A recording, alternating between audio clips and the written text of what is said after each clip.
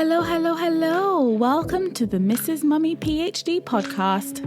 I am your host, Michelle Gibbs, and I am passionate about helping scholarly mamas like you navigate your journeys with purpose so you can achieve your life and academic goals without sacrificing what matters.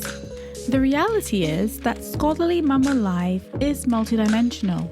We're scholars, yes, but we're also mothers, wives, and so much more with whole lives outside of academia. So how do we successfully navigate all this? Well, first, we need the space to embrace this unique blend.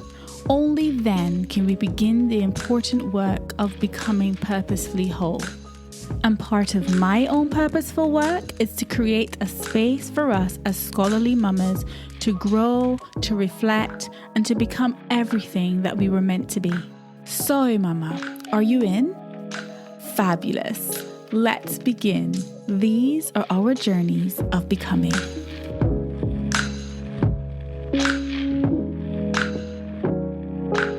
Hey, mamas, welcome back.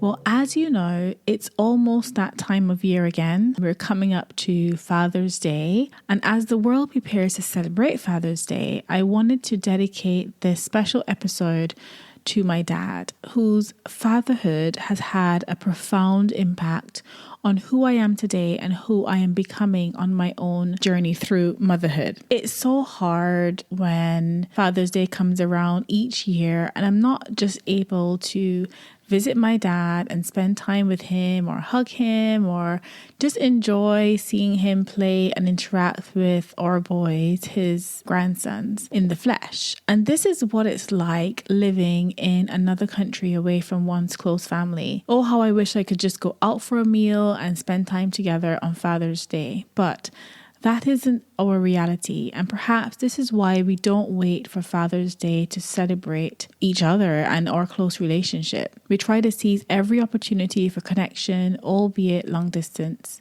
Despite us living in different countries, and now that I'm an adult, my dad's fatherhood journey continues to teach me so much about my own motherhood journey, and here's why. My dad took on the responsibility of raising me on his own when I was 9 years old. I'd previously lived with both my parents, but sadly divorce separated our family. However, as difficult as it was to process this as a child at the time, I've come to accept as an adult that in the end, all things work together for the good. The relationship I have with my dad has always been a very special one. We've always had an unbreakable bond. One of the fondest childhood memories is still that little rock garden my dad and I built together in a little woodland area at the back of our home in Barbados. I was probably about 4 years old then, and I can still visualize that little rock garden, an early opportunity to express myself creatively.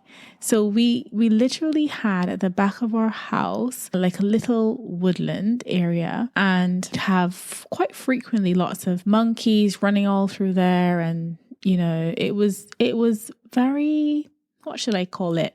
Enchanted. It was enchanted. And my dad cleared a little bit of that area just behind our home, and we built this magnificent, well, what felt magnificent to me as a 4-year-old child, rock garden. And it was so special because we literally got some really big boulders, we painted them, we wrote on the rocks with paint. I wonder sometimes when I visit Barbados and we drive down to where I used to live, I do wonder whether that rock garden is still there. Of course, I'm not able to see because I don't have access to the property anymore, but I always wonder whatever happened to that little rock garden. It was just such a significant memory for me as a child.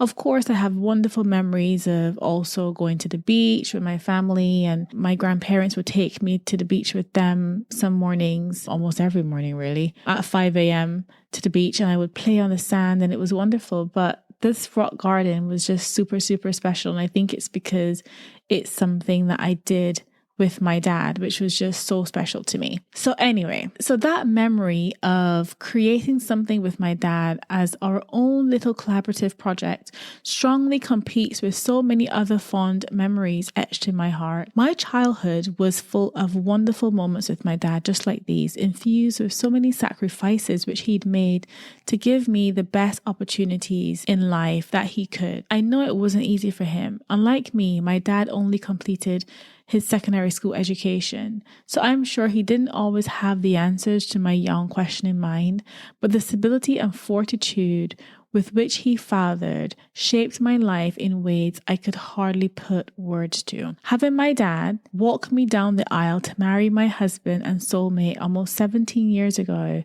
was a special moment for us both. Not only did this trigger the start of a new chapter in our father-daughter relationship, but it officially marked the beginning of his cherished dad-in-law journey too. My dad embraced my husband as his son-in-law after we'd lost my husband's dad tragically years earlier. How he welcomed my husband into our family with open arms is something I'd never be able to show my true appreciation to him for. My husband and I are forever grateful for the love, the respect, the acceptance that he's shown to us both as a married couple. And when he became a grandfather to our 3 boys, his all-encompassing love simply extended to them too, showing them the same care that he's shown me as a child and the only kind of love he knows, the deep love in action kind. It's so beautiful to witness. So this Father's Day, when I think about my dad, I can't help but give thanks for the childhood that he gave to me through his own journey of fatherhood. So what are the 4 things that my dad's fatherhood taught me about being a mum? At the core of parenthood is love. As they say, all love begins and ends there. One important lesson my dad taught me though is that love is a verb. It's not just a cute word to be thrown around without purpose. Love hopes. It never fades. Love acts. It serves. Throughout my life, my dad has not only taught, but demonstrated to me the importance of showing love and compassion for others through service. He is a giver at heart. My dad sees the world through lenses which are graciously tinted with love, gratitude, and content. He's the one who always tries to see the best in people, given the benefit of the doubt wherever possible. With his selfless attitude, he always seeks opportunities to use his talents and resources to help others. He'd give you the shirt off his back if he believed it will help you. You may think that this is because he has a lot to give, but quite the opposite is true. Despite having very little, he jumps at every opportunity to give and help others without asking for anything in return or expecting any recognition for what he's done for them. For him, the joy is in the act of giving itself. For him, love is an action word. As a mom, I also want to demonstrate to my sons that joy comes from helping others and living a life of gratitude and service. I want to do this through love in action, the kind of love my dad showed me. But I want to teach them how to love and be kind to themselves too. The second lesson that my dad's fatherhood taught me about my motherhood was that it's okay to be vulnerable. The fatherly love my dad exemplified and continues to this day, he lays bare. There's no hiding his emotional realness and depth, and he's never been afraid to express these. He would always communicate his love openly and wasn't afraid to be emotional about it. And when I say emotional, I mean tearful emotional. This allowed me to see and appreciate that vulnerability is part of his love language and mine, and that it was okay to love hard and be unshamed of it. It also facilitated my emotional awareness and expression, as well as the importance of prioritizing my emotional wellness. I thank him for fathering me with both humility and fortitude. This has shown me that strength and vulnerability can coexist in motherhood too. The third lesson that my dad's fatherhood taught me about my motherhood was that love can be unconditional and adaptable.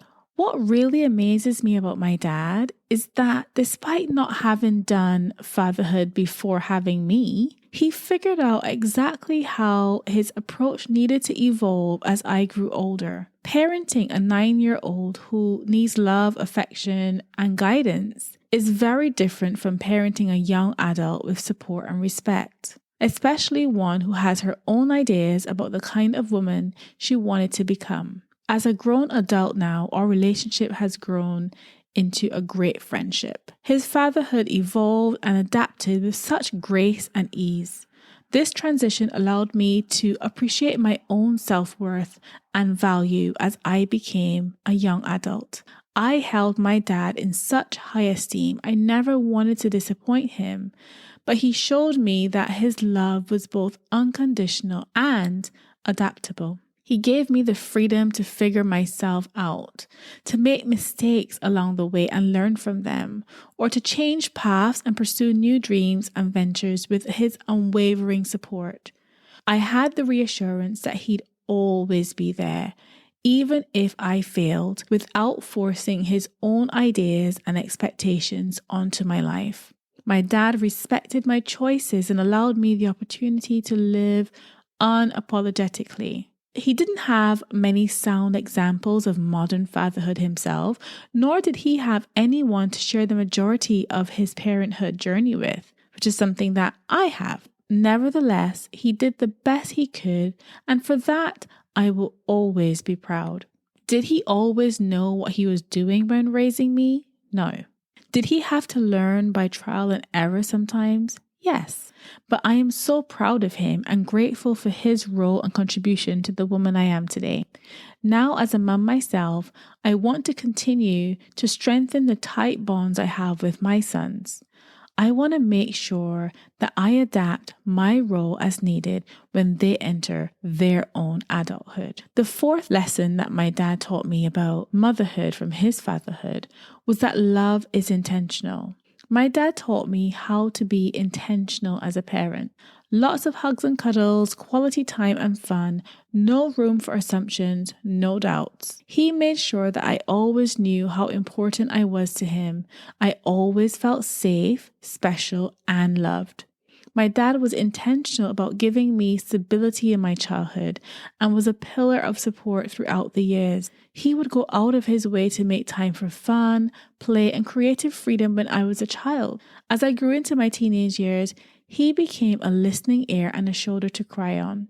I always felt at the forefront of his decisions. I was always his priority. Work and his other commitments were secondary to ensuring that I felt safe and loved always. Like my dad did for me, I also want to parent with consistency and intention, ensuring that my sons always feel happy, safe, and important. I'm committed to building individual relationships with all three of my sons that are nurturing and fulfilling, both for them and for me.